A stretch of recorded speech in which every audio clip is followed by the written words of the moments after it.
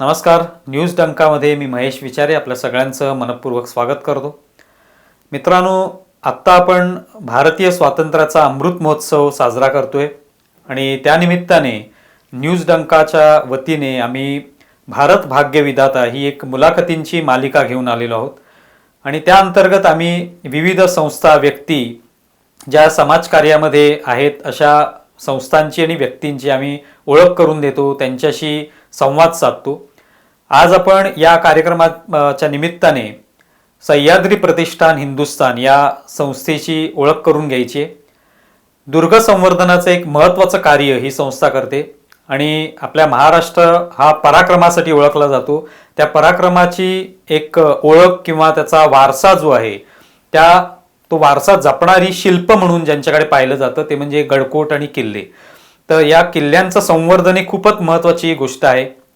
तर हे किल्ले किंवा हे गडकोट कशा पद्धतीने त्यांचं संवर्धन देखभाल करणं आवश्यक आहे हे जाणून घेण्यासाठी आज आपण या संस्थेतर्फे गणेश रघुवीर यांना इथे आमंत्रित केले. सह्याद्री प्रतिष्ठान हिंदुस्थान या संस्थेकडून ते आलेले आहेत. आपलं खूप खूप स्वागत आहे न्यूज डंकामध्ये. धन्यवाद. सर्वप्रथम संस्थेचं कार्य जे आहे ते दुर्ग संवर्धनाचं आहे प्रामुख्याने आणि विविध किल्ले पूर्ण महाराष्ट्रामध्ये आहेत. तर त्यातले तुम्ही सगळी देखभाल आणि त्याचे कुठेही डागडुजी जी असते ती करण्यासाठी तुम्ही सतत धावत असता, त्या ठिकाणी लक्ष घालत असता. किती वर्ष तुम्ही हे कार्य करताय आणि कशा स्वरूपाचं कार्य आहे? संस्थेचे संस्थापक आदरणीय गुरुवर्य श्री शमिक गोजमुंडे सर यांनी या संस्थेची स्थापना केली. साधारणतः 14 वर्ष या संस्थेला आता पूर्ण होत आहेत आणि या 14 वर्षामध्ये शमिक सरांनी सुरुवातीला महाराष्ट्रातील किल्ले पाहिल्यानंतर फोटो प्रदर्शन भरवलं, पण तेवढ्यापुरती मर्यादित न राहता त्या किल्ल्यांचं संवर्धन होणं ही फार गरजेची गोष्ट आहे. त्या अनुषंगाने सरांनी संस्थेची स्थापना केली. बघता बघता आज जवळपास महाराष्ट्रातील 36 जिल्ह्यामध्ये जवळपास 25,000हून अधिक दुर्गसेवक हे संस्थेला जोडले गेलेले आहेत. संस्थेचं मूळ उद्दिष्ट म्हणजे गडकिल्ले संवर्धन किंवा स्वातंत्र्यवीरासाठी, राष्ट्रप्रेमासाठी जे लढलेले स्वातंत्र्यवीर आहेत त्यांच्यासाठी जे काही आपल्याला काम करता येईल किंवा त्यांच्या समाध्या आल्या किंवा त्यांच्या काही लोकेशन्स आल्या त्याच्यासाठी आपल्याला काम त्याच्यासाठी करतो आपण.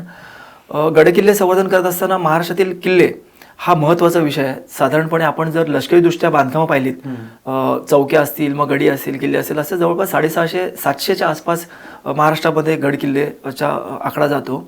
परंतु इतिहासाच्या बाबतीत आणि बऱ्याचशा काही गोष्टी ज्या किल्ल्यांवरती प्रत्यक्ष घडलेल्या आहेत आणि सर्वच किल्ल्यांवरती घडलेल्या आहेत, साधारण 400 किल्ल्यांचा किंवा 450 किल्ल्यांचा जर आपण भाग पाहिला तर ह्याच्यामध्ये मला सर्वप्रथम सांगायला आवडेल की महाराष्ट्रामध्ये केंद्र पुरातत्व विभाग म्हणजे दिल्ली त्यांच्या अंतर्गत जवळपास 50 किल्ले आहेत. राज्य पुरातत्व विभाग त्यांच्या अंतर्गत जवळपास आता 49 होते. आता आणखीन एक 10-20 किल्ल्यांची वाढ झालेली आहे त्यांच्यात. त्यानंतर वन विभाग येतं, कारण की महाराष्ट्रातले वासोटा किंवा जंगली एरियामध्ये जे किल्ले आहेत वन विभागातले किल्ले आहेत आणि काही किल्ले प्रायव्हेट आहेत आणि काही किल्ले आजही दुर्लक्षित आहेत. अशा किल्ल्यांवरती काम करत असताना जर 110 ते 120 किल्ले हे शासनाच्या म्हणजे केंद्र आणि राज्य शासनाच्या अंतर्गत येतात. याच्यावरती केंद्र आणि राज्य शासनाचा निधी येतो. काही वेळा निधी कमी होतो, काही वेळा त्यांच्याकडे मनुष्यबळ कमी आहे, त्याच्यामुळे ते अपुरे आणि ते किल्ल्यांचं जसं पाहिजे तसं संवर्धन करत नाही. मग आपण सरकार किंवा इतर काही गोष्टींवरती बोलण्यापेक्षा आपण स्वतःहून त्या किल्ल्यांच्या संवर्धनाकडे वळलं पाहिजे. ह्या अनुषंगाने आम्ही किल्ल्यांचे मग राज्य पुरातत्व विभाग असेल, केंद्र असेल किंवा वन विभाग असेल यांच्याशी पत्रव्यवहार करून त्या किल्ल्यांवरती जर दरवाजे असतील बसवायचे, सागवानी दरवाजे बसवायचे असतील, तोफगाड्या असतील, स्वच्छता मोहीम असतील, दिशादर्शक फलक असतील, अशी विविध कामं आम्ही दर रविवारी करत आहोत. आणि आनंदाची बाब म्हणजे राजधानी असलेल्या राजगड या किल्ल्यावरती येत्या 1 मे रोजी संस्थेमार्फत 6 प्रवेशद्वारांना सागवानी प्रवेशद्वार बसवण्यात सुद्धा येणार आहे. खरंच महत्त्वाचं कार्य आहे, कारण किल्ले जे आहेत, गड किल्ले या सगळ्यांसाठी म्हणजे एक त्याचा इतिहास जो आहे हा प्रत्येकाने वाचलेला असतो, प्रत्येकाने त्याचा अनुभव घेतलेला असतो. अनेक जण किल्ल्यांना भेटी देत असतात. अशा वेळेला तो किल्ला चांगल्या स्थितीत असावा अशी प्रत्येकाचीच अपेक्षा असते. पण तुम्ही हे कार्य करताय खूप महत्त्वाचं आहे. तर या अंतर्गत हे सगळं काम करत असताना हा सगळा तुम्हाला जो काही खर्च येतो हा तुम्ही कशा पद्धतीने करत असता? नक्कीच. काय होतं, आपण कार्य करत असताना सर्वात मोठं आर्थिक बळ असणं ही फार मोठी गोष्ट आहे. आम्ही जेव्हा काम करतो, समजा आता आम्ही जवळपास 19 दरवाजे आत्तापर्यंत लावलेले आहेत आणि येत्या काळातला आणखीन 10 दरवाजे आम्ही लावतोय. हे काम करत असताना आम्ही सर्वप्रथम पुरातत्व किंवा आर्कोलॉजी केंद्र पुरातत्व असेल यांच्या परवानग्या घेतो. परवानगी घेतल्या त्याच्या आर्किटेक्चर डिझाईन तयार होतात. त्यानंतर मग आर्किटेक्चर जे असतात त्यांच्या पुरातत्व विभागाच्या पॅनलवरच्या आर्किटेक्चरच्या थ्रू त्या पूर्ण डिझाईन तयार केली जाते. मग आम्हाला एक कोटेशन्स भेटतं. मग त्या कोटेशनच्या आधारे समजा 5 लाखाचा 6 लाखाचा दरवाजा आहे, मग त्या अनुषंगाने आम्ही लोकवर्गणीतून आवाहन करतो आणि लोकवर्गणीतून हा आम्ही आर्थिक निधी गोळा करतो आणि विथ द ट्रान्सपरन्सी तो सोहळा किंवा ते दुर्गापन त्या दरवाजाचं पूजन किंवा तोगवाड्यांचं पूजन झालं की त्यानंतर तो ट्रान्सपरन्सी आम्ही लोकांपर्यंत पोहोचवतो. तर आत्ता जनजागृती मोठ्या प्रमाणात आलेली आहे, कारण की लोकांना प्रत्यक्ष त्या गड स्वच्छता मोहिमेमध्ये किंवा त्या प्रवेशद्वाराच्या मध्ये सहभाग घेता येत नाही, परंतु एक आर्थिक मदत म्हणून ते बऱ्या मोठ्या प्रमाणात करत आहेत सर. आता तुम्ही विविध किल्ल्यांना भेटी देता किंवा तुमचे प्रतिनिधी जे असतील ते जात असतील, हो. तर त्या ठिकाणी कोणत्या प्रकारचं साधारणपणे नुकसान किंवा असं पाहायला मिळतं किंवा जी डागडुजी करणं आवश्यक आहे असं वाटतं? म्हणजे जसं दरवाजाचं काम तुम्ही सांगितलं, पण इतर ठिकाणी सुद्धा तुम्हाला वाटत असेल की ही सुद्धा देखभाल याची होणं आवश्यक आहे? हो, जरूर. कारण की काय होतंय, आज राज्य आणि केंद्र, जसं मी मागाशी सांगितल्याप्रमाणे 110 किल्ले संरक्षित स्मारक आहेत. मग ह्या संरक्षित स्मारक सोडले तर बाकीच्या किल्ल्यांचं काय? त्याच्यावरती कोणी जाऊन खडून लिहितोय, कोणी त्या पाण्यामध्ये आंघोळ करतोय, कोणी पाणी घाण करतोय, कोणी त्या तोफांवरती बसतोय. अशा वेळी पुरातत्व असेल किंवा त्या संबंधित शासनाच्या यांनी असेल, त्यांनी पहारेकरी नेमणं फार गरजेचं आहे. पहारेकरीची संकल्पना राज्य पुरातत्व विभागाची सामाजिक दायित्व या उपकरणातून पुरातत्व विभागाने आवाहन केलं की आपण एखादी संस्था असेल, एखादी संघटना असेल, त्यांनी पहारेकरी नेमू शकतात. असे प्रकार वाढत चाललेले आहेत. पूर्वी तर फार होते, पण आता हळूहळू जनजागृती झाली आहे दुर्ग संवर्धनाची. त्याच्यामुळे काय होतंय की दर रविवारी एखादा स्थानिक ग्रामस्थ गेलं, ह्याच्यामध्ये महत्त्वाचा मुद्दा म्हणजे स्थानिक ग्रामस्थांना आपण कन्व्हिन्स करणं फार गरजेचं आहे.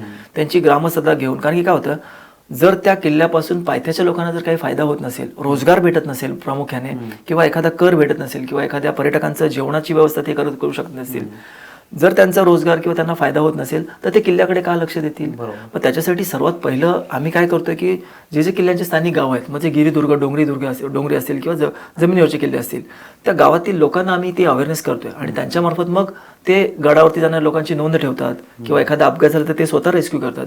तर अशी आता आम्ही अवेअरनेस केलेली आहे. जागोजागी आम्ही सूचना फलक सुद्धा लावलेले, जवळपास 80 किल्ल्यांवरती आम्ही महाराष्ट्राच्या सूचना फलक लावलेले आहेत आणि त्या सूचना फलकामध्ये आम्ही नियम लिहिलेले आहेत किंवा अपघात तुमच्यावरती कारवाई होऊ शकते हे लिहिलेले आहेत. म्हणजे वन विभागाचे नियम असतील, आर्कोलॉजी नियम असतील, आपत्कालीन नंबर त्याच्यावरती आम्ही दिलेले आहेत. तर त्याच्यामुळे आता हे जे प्रकार होतात ते बऱ्यापैकी आता कमी होतील, ही अशी आम्ही अपेक्षा ईश्वरचरणी करतो. आता करोनाच्या काळामध्ये तर गेली 2 वर्ष जवळपास सगळंच बंद होतं. हो. किल्ल्यावर तर जाण्याचा प्रश्नच नव्हता, पण आता पुन्हा एकदा पर्यटक तिथे वळायला लागलेले आहेत. पण तुम्हाला असं वाटतं का, जसं तुम्ही मगाशी म्हणालात की पर्यटक किंवा इतर लोक सुद्धा जे जे जात असतील ते बऱ्याच वेळेला काहीतरी नुकसान करतात, काहीतरी खडूने लिहिणं असेल किंवा चुकीच्या पद्धतीने वापर केला जातो त्याचा, तर त्यासाठी तुम्ही काय प्रबोधन करता किंवा असं कोणी आढळलं तर त्याला मार्गदर्शन करणं किंवा ते तसं न करणं किंवा त्याला परावृत्त करणं त्यापासून, या दृष्टीने काय काम करता? हो, असे साधारणतः आता मी एक 10% लोक बोलू शकतो की ज्यांना आतापर्यंत त्या किल्ल्याचं किंवा ते राष्ट्रीय स्मारक आहे, ज्या किल्ल्यांच्या आधारावरती छत्रपती शिवाजी महाराजांनी हिंदवी स्वराज्याची स्थापना केली. आणि आज जर आपल्याला खरं इतिहास बघायचा असेल तर त्या स्मारकांमध्ये तो इतिहास आहे, त्या किल्ल्यांच्या तटबंदी बुर्जामध्ये इतिहास आहे. याबाबत आम्ही अवेअरनेस केलेले आहेत, प्रबोधनाचे बरेचसे उपक्रम राबवले आहेत, किल्ल्यांच्या पायथ्याशी प्रेझेंटेशन्स केलेले आहेत, लोकांच्या मीटिंग्स घेऊन त्यांना समजवलेले आहे. पर्यटक हा सहसा, काही पर्यटक असतात उन्मत्त, पण सर्वच पर्यटक उन्मत्त नसतात. कारण की मी बाहेरच्या राज्यातील सुद्धा किल्ले पाहिलेत. मग राजस्थान, कर्नाटक, तामिळनाडू, आंध्र प्रदेश, गोवा ह्या किल्ल्यातलेही पाहिलेत आहेत. राजस्थान असो किंवा गोवा असो, हे पर्यटन विकास हे यांच्या हेरिटेज वास्तूवरनं ते कर गोळा करतात. मग आपण महाराष्ट्रातही करू शकतो. त्या अनुषंगाने ते सरकारशी पत्रावरती आपण करतोय, पण प्रबोधन करून ती गोष्ट, एखाद्या किल्ल्याचा दुरुपयोग, त्या किल्ल्यावरती लिहिणं किंवा पाणी अस्वच्छ करणं, कारण की त्या किल्ल्यावरती फक्त मनुष्यच नाही तर त्या किल्ल्यावरच्या आजूबाजूचे पक्षी किंवा पशु प्राणी हेही ते पाणी पितात. तर त्याच्याबरोबर आम्ही मोठ्या प्रमाणात प्रबोधन करायला सुरुवात केलेली आहे आणि गेल्या 10 वर्षापासून आम्ही प्रबोधन करतोय. सूचना फलक पायथ्याशी लावणे, गडावरती लावणे, अशा पद्धतीचं प्रबोधन आमचं सुरू आहे.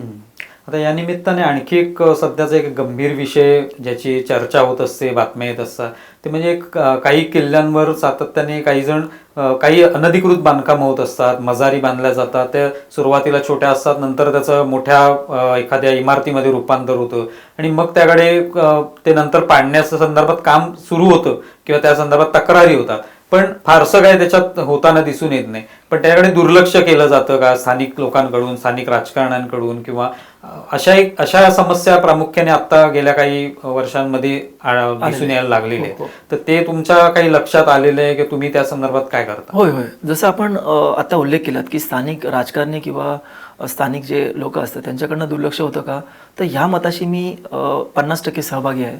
कारण की काय होतं की बऱ्याच वेळा आपल्या मतदारसंघातलं असेल किंवा आपल्या गावातलं, आपल्या जिल्ह्यातले असेल, एखाद्या ऐतिहासिक वस्तूवरती जर असं काम होत असेल तर ते श्रद्धेच्या भावनेने त्याला दुर्लक्ष केलं जातं.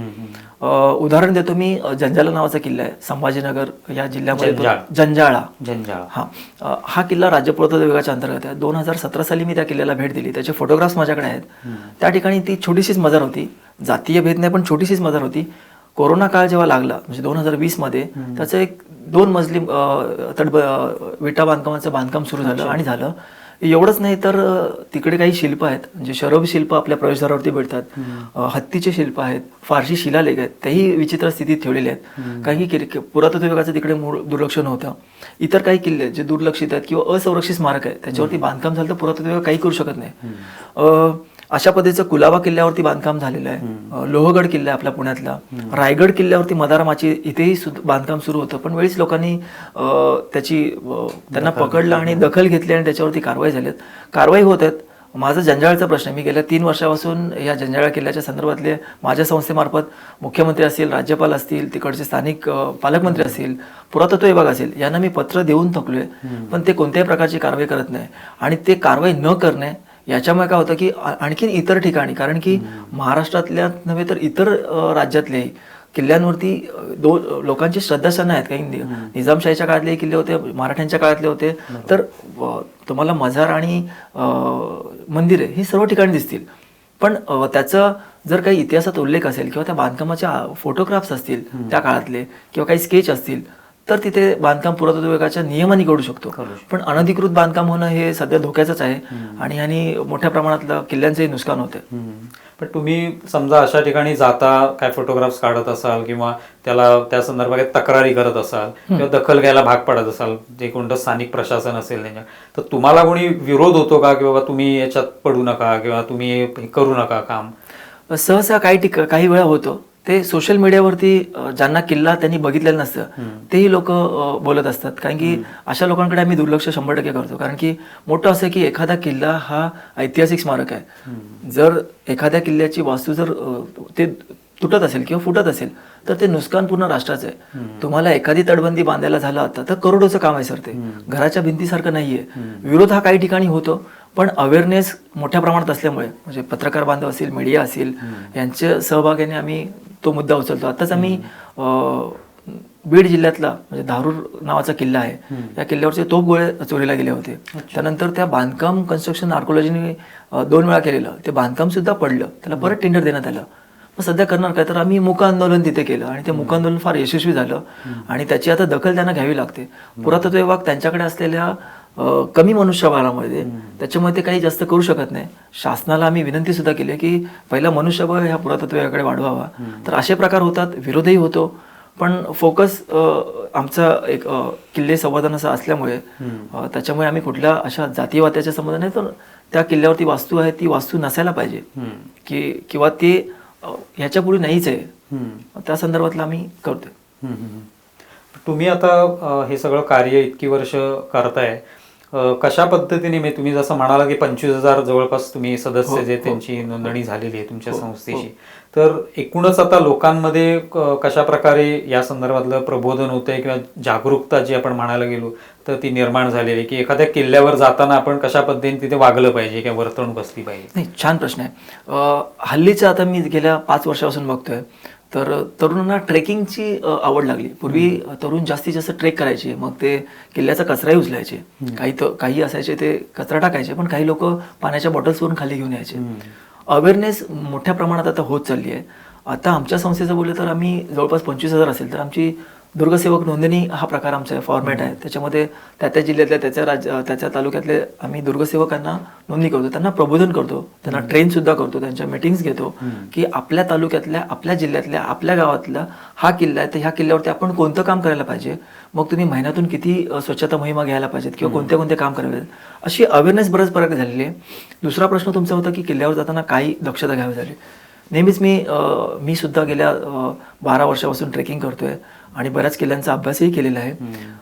किल्ला पाहत असताना सर्वात पहिला एक सामान्य ट्रेकर असेल, त्यांनी त्या किल्ल्याची माहिती पूर्व गोळा करणं गरजेचं आहे. आज इंटरनेटवरती माहिती आहे, मग त्या किल्ल्याच्या वाटा किती अवघड आहेत, त्या सेफ्टी किती आहेत, त्या जर जंगली किल्ला असेल म्हणजे वन क्षेत्रातला किल्ला असेल तर तिथे कोणत्या प्रकारचे पाणी आहेत, किंवा तुम्हाला पाणी किल्ल्यावरती आहे की नाही आहे, तुम्हाला जेवणाची व्यवस्था, व्हेकल व्यवस्था, जर एखादा रेस्क्यू झाला तर स्थानिक हॉस्पिटलचा नंबर असेल, पोलिसांचा नंबर असेल, ह्या सर्व गोष्टी कलेक्ट करून स्वतःकडे घ्यायचं जेव्हा तुम्ही लीड करता.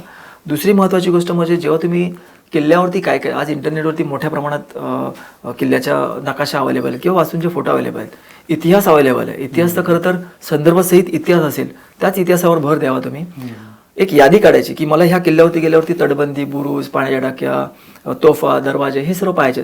तिथे गेल्यावरती तुम्ही याद्या बघा, तशा पद्धतीने बघा आणि जो एक्सपर्ट असेल त्याच्याकडनं माहिती घ्या. कुठेही वन विभागातून जात असताना कुठे पक्षी प्राण्यांना त्रास होईल असं काही करू नका. अवघड ठिकाणी सेल्फी काढू नका.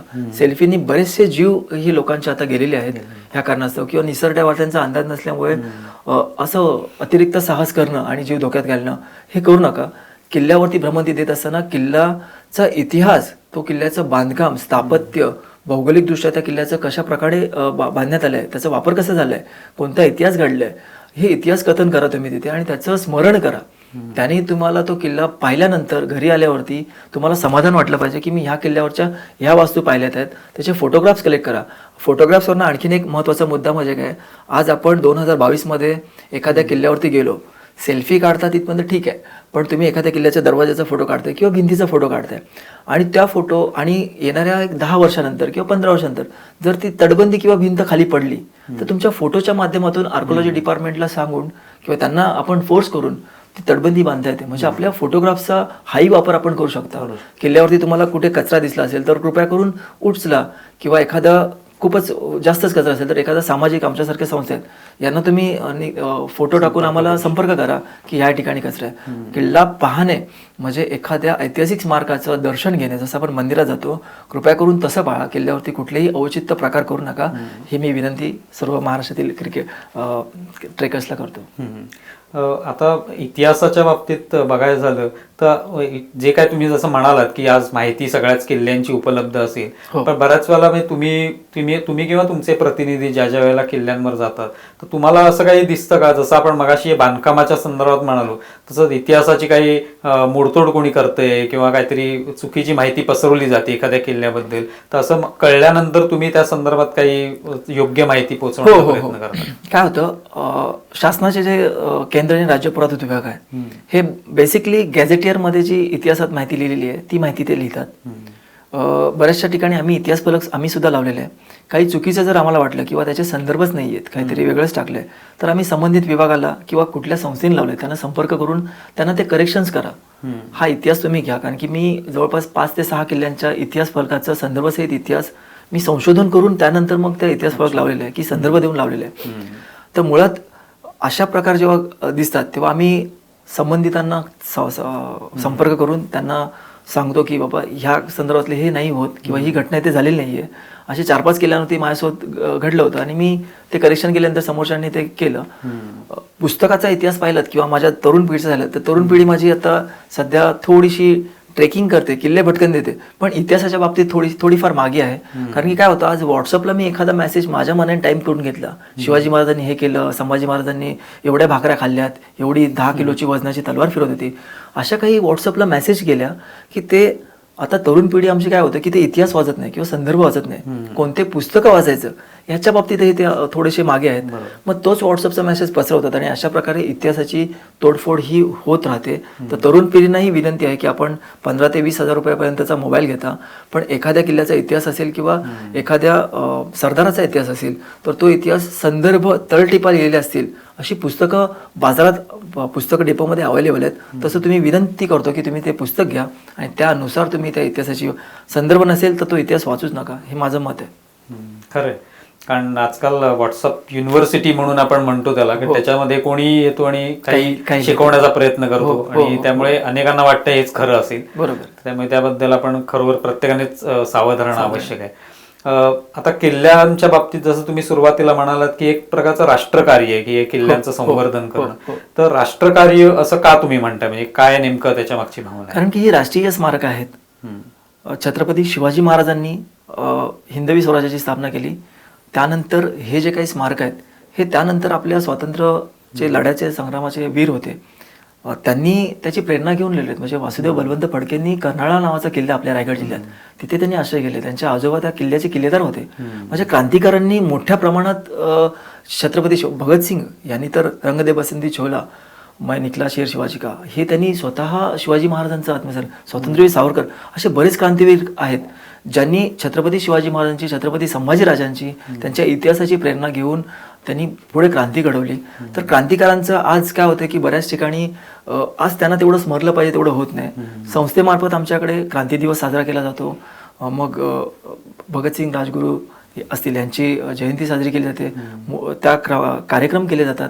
शौर्य तुला वंदितो हा दिवस सुद्धा आम्ही साजरा केलो. गेल्या 10 वर्षापासून आम्ही हा शौर्य तुला वंदितोचा कार्यक्रम घेतो. याच्यामध्ये जे बांगलादेशी लढाई असेल, पाकिस्तानची कारगिल युद्धातले जे लढलेले आत्ता प्रत्यक्ष आहेत, म्हणजे जे हयात आहेत अशा शूरसैनिकांना आम्ही बोलावून त्यांचा सन्मान करतो.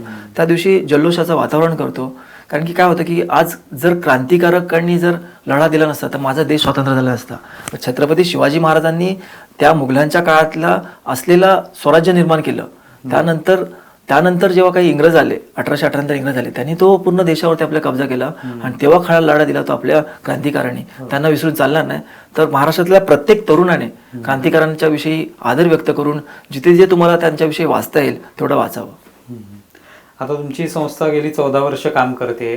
आता अनेक प्रकारचं काम तुम्ही करताच, पण भविष्यामध्ये काय करायचं असं एक किंवा काय राहिलेलं आहे किंवा आणखी काय ते नव्या पद्धतीने जसं काळ बदलेल तसं तुम्हाला स्वतःला बदलावं लागत असेल तर कसे तुम्ही अपडेट राहण्याचा प्रयत्न करा? नक्कीच. सोशल मीडिया हा फार, फेसबुक असेल, इंस्टाग्राम असेल, टेलिग्राम असेल, हा फार मोठा माध्यम आहे जेणेकरून आम्हाला बऱ्याच यंग तरुण ज्यांना इतिहासाची किंवा स्वच्छता मोहीम किंवा दुर्ग संवर्धन करण्याची आवड त्यांच्यावरती पोहोचता येतो. संस्थेमार्फत आमचे प्रोजेक्ट हे वर्षानुवर्ष, म्हणजे पुढल्या 2 वर्षामध्ये आम्ही काय करणार होते आम्ही डिसाईड केले. की समजा आमचा एक रत्नागिरीचा विभाग झाला किंवा कोल्हापूर झाला, सातारा झाला, सांगली झाला, मग ह्यांच्याकडे असलेले किल्ले आहेत, मग या किल्ल्यांवरती कोणत्या प्रकारचे काम करायचे आहे, मग कुठे प्रवेशद्वार बसवायचा आहे का, तटबंदी बुरुजाचं बांधकामही केलं. म्हणजे संस्थापकांनी सुरुवात केली होती स्वच्छता मोहिमेपासून आणि आज आम्ही दुर्ग संवर्धनाच्या शेवटच्या टप्प्यात आहोत, म्हणजे ते तटबंदी आणि बुरुजाचं बांधकाम. मला आनंद होतोय सांगताना की प्रतापगड सारखा किल्ला आहे जिथे दैदित्यमान इतिहास घडलाय, त्या किल्ल्याची तटबंदी जेव्हा धासली होती तेव्हा लोकवर्गणीतून आम्ही जवळपास 22 लाख रुपये जमा केले होते आणि लोकवर्गणीतून तटबंदी बांधली. आता तो समोरचा बुरुज आहे तोही ढासळलाय, तोही आम्ही बांधकाम आता पूर्ण झालेलं आहे. वसंतगड नावाचा किल्ला आहे साताऱ्यातला, त्या किल्ल्याची तटबंदी आम्ही आणि बुरुज बांधलेला आहे लोकवर्गणीतून पुरातत्व विभागाच्या निकषाने. तर अशी बरीच आता बांधकामाची कामं आहेत किंवा किल्ल्यांचे प्रोजेक्ट्स आहेत. हे आमचे प्रोजेक्ट्स रेडी आहेत. येत्या काळात मी महाराष्ट्राच्या पूर्ण जनतेला किंवा पूर्ण महाराष्ट्राच्या शिवप्रेमींना आवाहन करतो की आपण 1 मे रोजी सह्याद्री प्रतिष्ठान महाराष्ट्र हिंदुस्थान यांच्या आयोजित राजगड, म्हणजे स्वराज्याची पहिली राजधानी राजगड, या राजगड किल्ल्यावरती 6 प्रवेशद्वार आहेत जिथे छत्रपती शिवाजी महाराजांच्या पदस्पर्शाने पावन झाले किंवा महाराज त्यांचा सहवास लाभलेला आहे. या 6 प्रवेशद्वारांना आपण लोकवर्गणीतून सागवानी प्रवेशद्वार लावतोय. तर मी आपल्या सर्वांना आत्ताही आमंत्रण करतो की आपण त्या दिवशी उपस्थित राहा. आता येत्या रविवारी आम्ही रामशेज नावाचा किल्ला आहे नाशिकमधला, तिथे प्रवेशद्वार बसवतोय.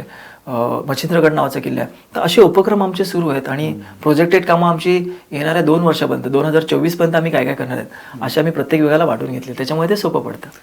निश्चितपणे खूप मोठं असं कार्य तुमच्या संस्थेच्या मार्फत होते आणि एवढे लोक जोडलेले आहेत तुमच्या माध्यमातून, तर ते आणखी चांगलं होईल, त्याच्यात आणखी वाढ होईल अशी आपण अपेक्षा व्यक्त करूया. आणि खरोखरच स्थानिक प्रशासन असेल, सरकार असेल आणि लोकसुद्धा असतील, या सगळ्यांच्या सहभागातून दुर्ग संवर्धन होणार आहे. केवळ एक संस्थाच करू शकणार नाही, तुम्हाला सगळ्यांचाच सहभाग आवश्यक आहे. तर ते व्हावं अशी आमची अपेक्षा आणि आमच्या शुभेच्छा आहेत न्यूज डंकाच्या वतीने. धन्यवाद. तर मित्रांनो, आता आपण सह्याद्री प्रतिष्ठान हिंदुस्थान या संस्थेविषयी जाणून घेतलं. दुर्ग संवर्धनाचं कार्य करणारी ही संस्था. तुम्हाला कार्यक्रम कसा वाटला हे जरूर कळवा. आणि विशेष म्हणजे आमचं हे यूट्यूब चॅनल जे आहे ते तुम्ही सबस्क्राईब करा आधी, आणि आमचा व्हिडिओ जास्तीत जास्त शेअर करा, लाईक करा. धन्यवाद.